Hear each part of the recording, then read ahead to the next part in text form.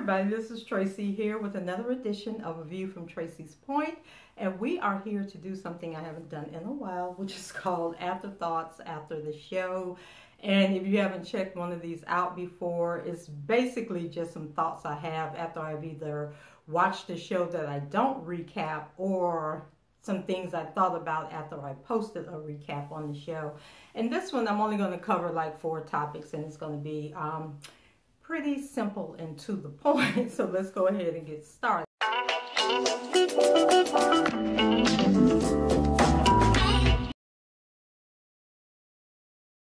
So the first is the show Love Is. I just want to let you guys know that this is a new series that appears on the OWN network, and I have been recapping it.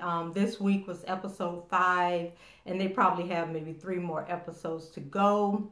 So if you get an opportunity, go ahead and check out the recap. The show airs on the OWN network on Tuesday nights at 10 p.m. And it's sort of like the Love Jones type of feel. It's set in the 90s, and it's supposed to be the love story that's based off the real life of Mara Brock Akil and her husband Salim Akil, and you may know them from The Game, Girlfriends, Black Lightning, one other show that was real popular, oh, Being Mary Jane. And so they are producers and writers and show creators. And then someone commented on one of my recaps, I think it was for episode 3, because in the show she's writing for a show called Marvin, and it's a spin-off or a take on Martin, the actual Martin show. And I thought that she actually wrote for the Martin show, but one of the people in the comments let me know that she didn't write for Martin, but she just was paying homage because they, you know, it's set in the 90s. They play a lot of 90s music, and, you know, just really sticking true to the 90s era. And since Martin was popular during that era, she decided that she would pretend that she was working for this show called Marvin. And the person also pointed out that Mara's first writing job was actually on the show Moesha.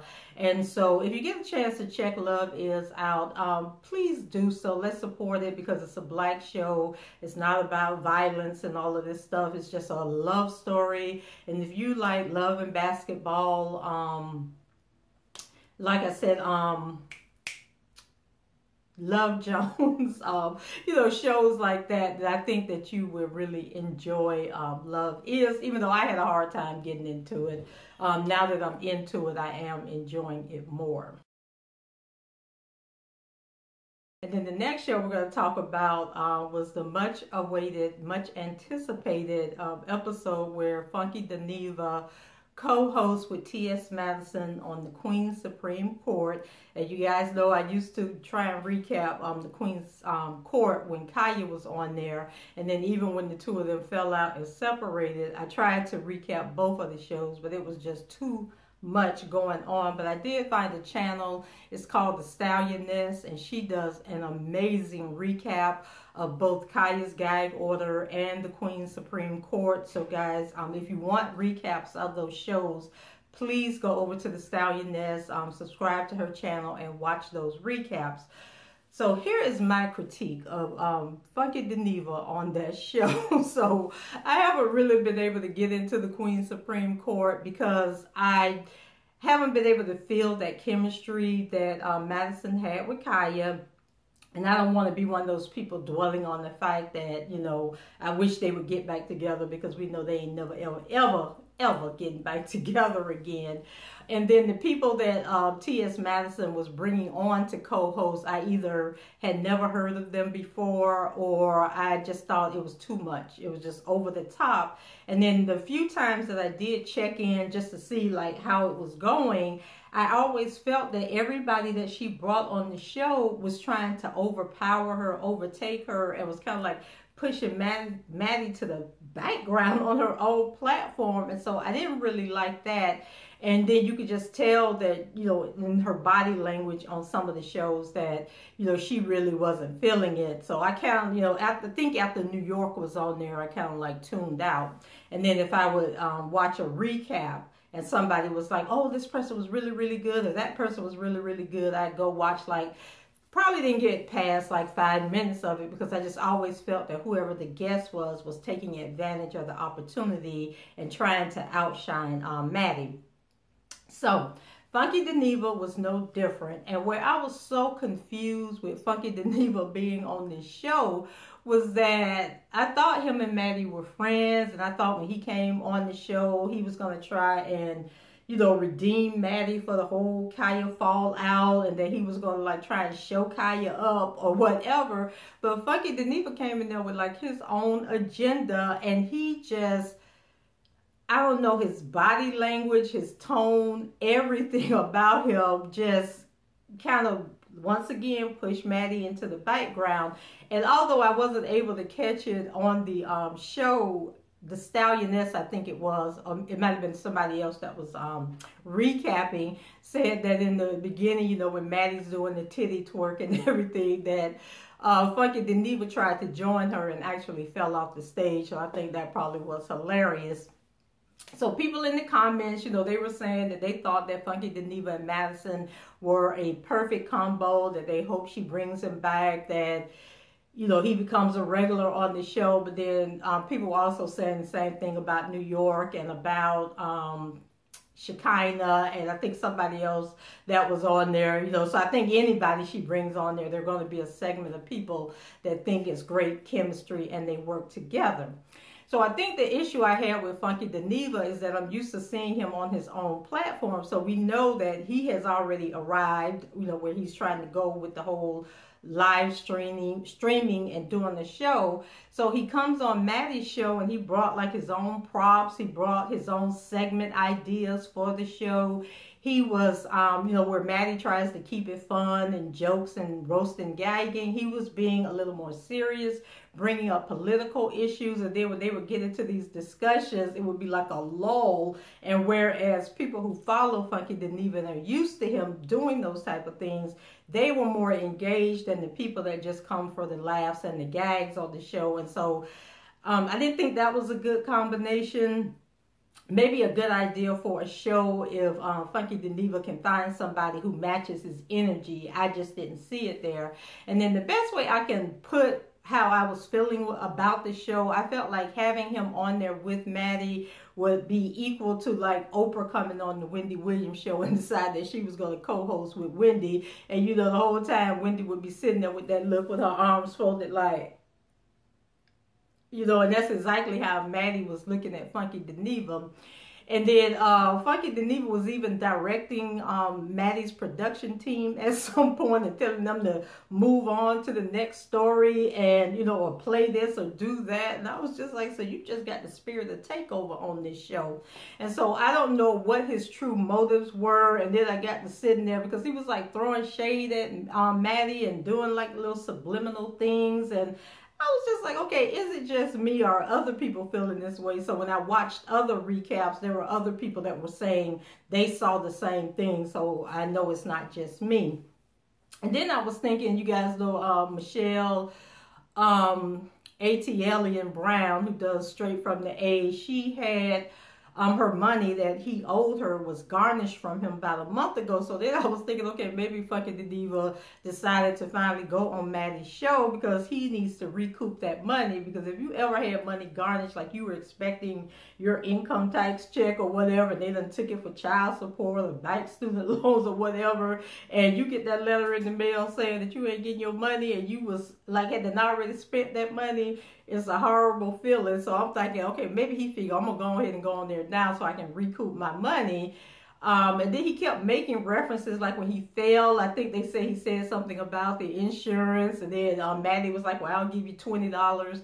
And then at the end of the show, I think it was like 2 or 3 other references to money, and he was saying about his Cash App. And then Maddie was like, I ain't sending no money to no Cash App. I'll give you cash. I'll give you cash. So then it was becoming obvious, like, okay, maybe this is really about the money and what he's going to make, because I know immediately after the show ended, he uploaded the video to his YouTube platform, you know, so he's earning money off of that. So he's probably trying to just recoup that money that he lost to Michelle when she finally got Google to garnish his earnings to get the money from when they had their falling out about the townhouse. So I just want to ask the question, you know, for the diehard T.S. Madison fans, would you continue to watch the show if Maddie decided to forego the whole having a co-host and just do it on her own? Or do you think that she can only thrive if she has somebody on the platform with her? And if, like I said, if you're looking for a full recap from someone who does a great job, who gives a fair and balanced review of both Kamiyah's Gag Order and the Queen's Supreme Court, please follow the Stallioness. And like I said, she does some really awesome recaps, and she throws in her own humor. And I'm like, hey, maybe she can go over there and co-host with Maddie on a couple of shows. So next we're going to go over to Wimbledon, you know, which is the premier Grand Slam of tennis for those of you who are tennis fans. Okay, so I want to talk about Serena's return to tennis after maternity leave. And so if you watch tennis or you follow tennis, you know that she hasn't. She had a baby in September of last year. She tried to come back earlier this year, but it didn't go that well. And so she was totally humiliated in the first round of the Miami Open back in March, where she lost to Naomi Osaka in the first round. And Naomi just like totally dominated her. I think the score was 6-3, 6-2. And so Serena decided to sit out the clay court tournaments leading up to the French Open, but then she showed up and played in the French Open, and she made it to the fourth round, but then she ended up withdrawing from the fourth round where she was scheduled to play Maria Sharapova. And so she says the reason she withdrew was because she had aggravated her shoulder from too much playing, because both her and Venus were playing in the singles and the doubles, and her and Venus lost in the doubles in the third round, and people were saying that they could tell that something was wrong with her. And then also I think she was really aggravated by all of the media press, because you know they had like this fake rivalry between Serena and Maria Sharapova, when in fact Serena has dominated Sharapova since Sharapova came into the pros. And I think the record is 19-2. Serena has beat her 19 times, and then it's 19-3 if you count the withdrawal from the French Open match. And I think that she really got aggravated in the French Open because a reporter, you know, aside from them talking about this rivalry that's not a rivalry, one of the reporters came in and he wanted to ask her a question, but then leading up to the question, he starts talking about Donald Trump and some comment that Donald Trump had made comparing Serena and Sharapova several years ago. And if you're not familiar with that whole lead up, it was during the 2006 U.S. Open, and Nike had did this big campaign around Maria Sharapova called "I'm So Pretty" or "I Feel So Pretty," something like that. And it was just, I know I was so angry by that campaign because it had like a Broadway theme, and it followed Maria, you know, all around New York City, and then the Broadway actors would be singing "I'm so pretty, feel so pretty," and I was just like, are y'all seriously doing this right now? So I think that the reporter asking her that question or bringing that up and then going to whatever it was he was asking her was like the nail in the coffin that led to her deciding that, you know, I'm done with this and I'm not going to play, I'll just withdraw. And I think it really would have aggravated her if she had played with the injury and then lost to Maria. That would have made it just even worse, because nobody would have focused on the fact that she wasn't 100%. They just would be looking at that Maria beat her, and then leading up to next tournaments, that would just give them more hype to build up the match. And so I just think that the injury, the whole publicity around the upcoming match was enough for her to just say, okay, forget about it. So what I really want to talk about is the hype behind Serena being a new mom and returning back to tennis, and how they're trying to have these rules passed saying that, you know, when a tennis player comes back from maternity leave, that, you know, they should have a special ranking. Like in Serena's case, she was ranked #1 when she went out on maternity leave, and now I think when she came back, she was in the 900s, and then she won a couple of matches, which boosted her up to like 493. And when she played in the French Open, they didn't give her a special ranking, but what they gave her was a wild card, which every tournament has so many spots that they can give to like people from their own country or make special exceptions, but you don't get a ranking. And when it comes to Grand Slams, basically the top 32 players, you know, they're at the top of the list, and then they end up playing the people that are completely at the bottom of the list. And I think in Grand Slams, you start out with 256 players, and then it goes down because you lose half the people with each round.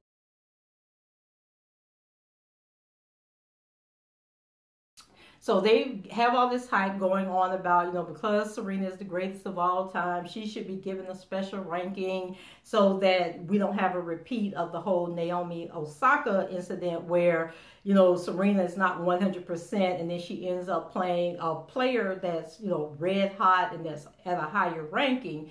But my thought is, if you're really the greatest of all time, then that shouldn't matter, that you should be able to come back and jump back in the groove and beat anybody that's in the tournament because you are the greatest of all time, right? So by the time she got to the finals, I think the person she lost to, Angelique Kerber, was the only top 10 player even left in the tournament. So a lot of top players had lost to lower ranked players, which shows that, you know, you really don't have to have this special ranking to beat somebody. You just need to come and play your A game. So for Wimbledon, they decided that they weren't going to give her a wild card, but what they would do was give her a special ranking. So they ranked her at 25. Now, by them doing that, that means that the person who would have been ranked 32, which is a player named Dominique Sivakova, she ended up being kicked out of the ranking status. So she was pushed to 33 because Serena was entered as 25, and then that bumped everybody else down. And so now Dominica, she actually used to be as high as #4 in the world, but she's been dealing with a shoulder injury. So she's been playing her way back, entering tournaments that she normally wouldn't have entered, so that she could build her ranking up, and then to get back up to 32 and think that, okay, I'm gonna have a ranking at Wimbledon, only to find out that she lost it because they decided to give Serena this special ranking.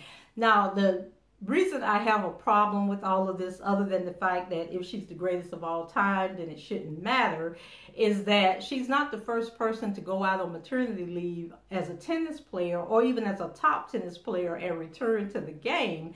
And granted, she had a lot of complications with her pregnancy. She had to have a C-section. They found blood clots, and then she later came out and said that she dealt with postpartum depression. So those are all serious things, but they're all things that other women have dealt with. And I felt that players like Kim Clijsters and Victoria Azarenka, who also had a baby like a year and a half ago, and she's now coming back, but she's playing her way back up the ranking list. She didn't ask for any special privileges. So I think it's sort of like a slap in the face to other moms who have came back and did it the right way, to now have it where they're like, oh, well, because Serena is the greatest of all time, we're going to give her this special ranking so that she doesn't face tough opponents at the beginning of the tournament. And I just really thought that that was so unfair. And then the other reason I took issue with it was because both Venus and Serena throughout their career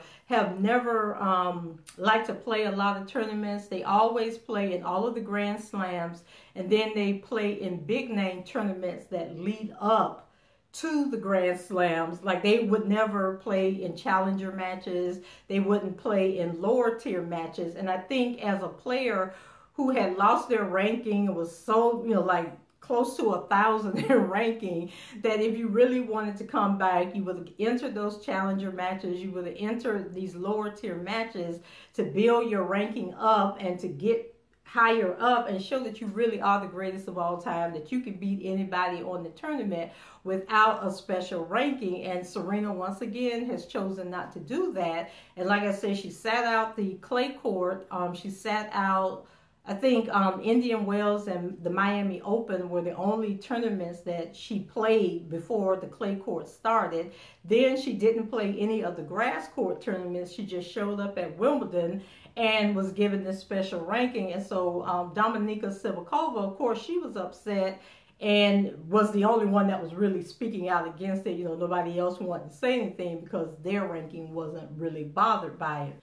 And so those were the 2 points that I had, you know, about that and how I just thought it was unfair. And then the third point I wanted to make was just watching Wimbledon. It was so boring, and then seeing the top 10 players get beat one by one and kicked out. And actually, I think they were all gone except for Kerber by probably the quarterfinals. They were all out of the match.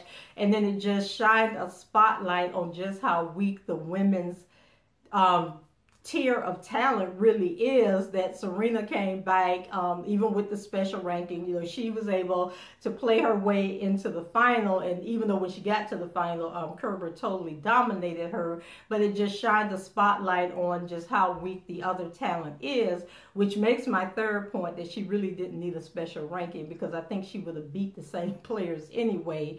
And so I'm hoping that, you know, over the summer that she'll play more in the hard courts, like maybe the fire has been lit under her. She'll play in the U.S. Open Summer Series, which has some great tournaments along the way, and increased prize money for those who win. And then when she comes back for the U.S. Open, she will be ready to take the crown and tie Margaret Court for the most Grand Slams. And then by the Australian Open next year, she will be positioned to take the lead altogether. So I'm not hating on my girl Serena. I'm a huge fan. I love her to death, but you know, right is right and wrong is wrong. So I just want to talk about that.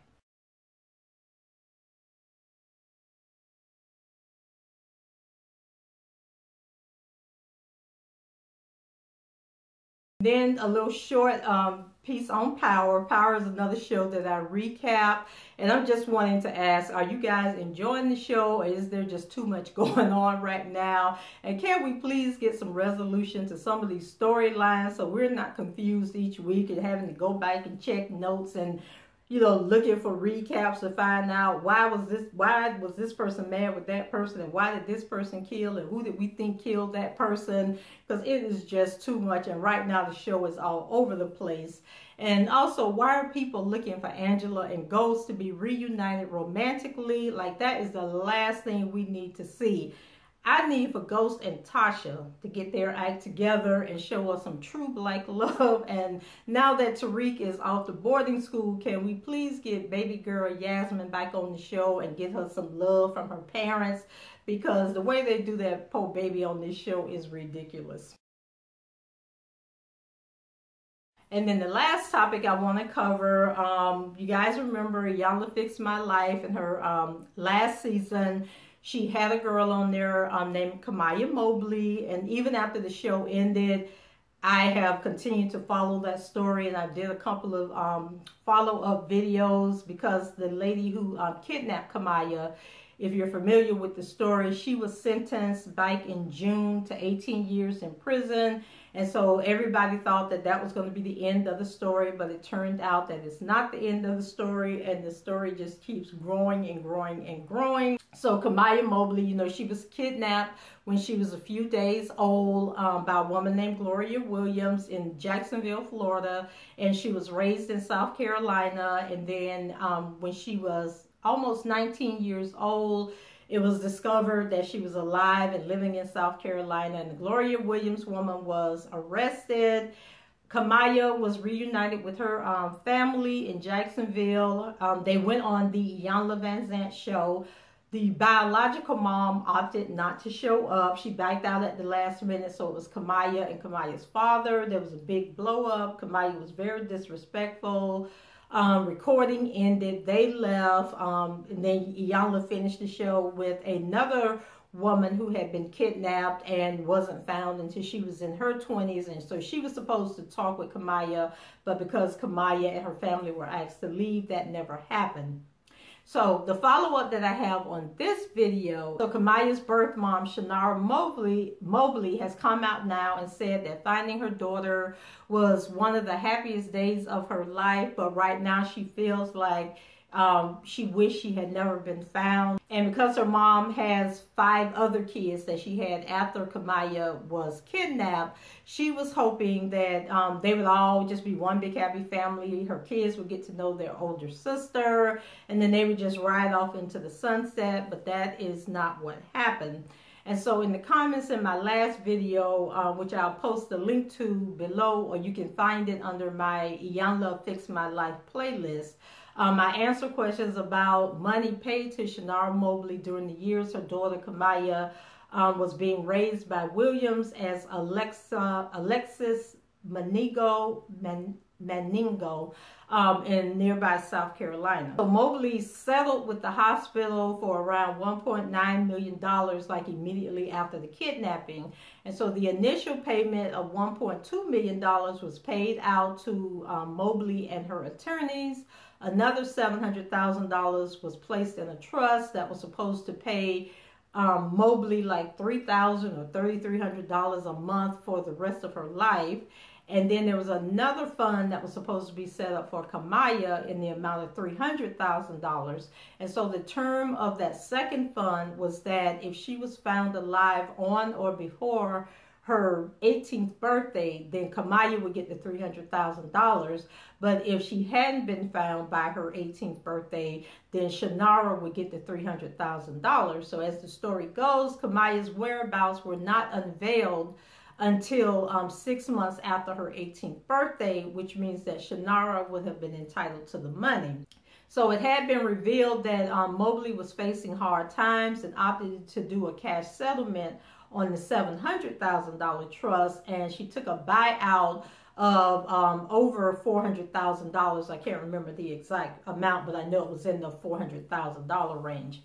Mobley has refused to speak on whether she received the $300,000 once Kamiyah's 18th birthday came, or if the money that Kamiyah was supposed to receive, she also did a cash buyout on that money. So nobody knows what happened to that $300,000. Some people are speculating that the rift between Kamiyah and her mother is really over that money, and this is why Kamiyah wants nothing to do with the mother. And Kamiyah has actually returned to South Carolina. She's living in Gloria Williams' home, and she is now going by the Alexis Maningo name.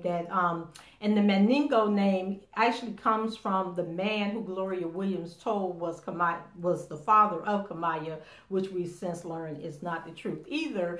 And then I was wondering who's paying the bills at Gloria's house. And like, because I know Gloria's family, I guess, is supporting her and, you know, continuing to be her family in South Carolina. So I don't know if they're helping her financially, if Kamiyah has gotten money from other trust funds or people donating money to her because of her situation. But she's moved back to South Carolina. The mom is still hurting, saying that, you know, she hasn't gotten phone calls on Mother's Day. I guess this would have been the second Mother's Day, and that Kamiyah has just been really disrespectful. And I have a video that Serena did recently where she's talking about her anguish and how she's feeling. And so I'm going to drop that in right now. And then you guys let me know when it's done. What do you think about that situation? So I still lost. It's no winning situation. I don't have a relationship with my child right now, speaking at this moment. So I still lost. So what did I gain? Nothing. And honestly, I wish sometimes she would have never came back. That I do wish. Because it takes a toll. Because I'm a mother first. And it takes a toll on my other children. My daughter's going to the 10th grade.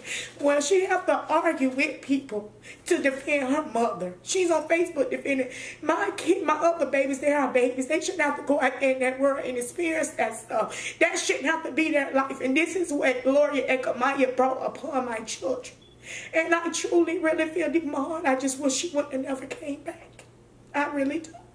Because you came back This woman made a mockery of my life when she took my baby.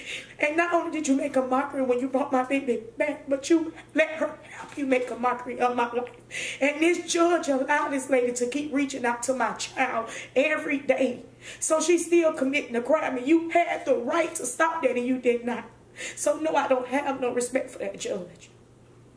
I don't. And no, I'm not celebrating Kamiyah's 20th birthday. This is the second Mother's Day. I didn't get a text. I didn't get a call. I didn't get a card. Nothing. So no, I'm not celebrating her 20th birthday. But what I am waiting on is September the 25th when my baby turned 9. What I am waiting on is when Shani getting ready for her sweet 16th birthday. That's what I am waiting on, because them kids up there love me. They love me, and nobody can take that from me. So for me personally, I think that it would be best if Shanara just stopped talking to the media, stop talking about the whole situation, and just put it all in the hands of God. And at some point, if Kamiyah wants to have a relationship with her, the two of them have a relationship. And if not, she's basically just going to have to treat it as Kamiyah is still gone, that she is never coming back. So guys, that's it for me for this Afterthoughts episode. Leave your comments below, rate the video, subscribe to the channel if you haven't done so already. And until the next time, I shall talk to you guys later. Bye-bye.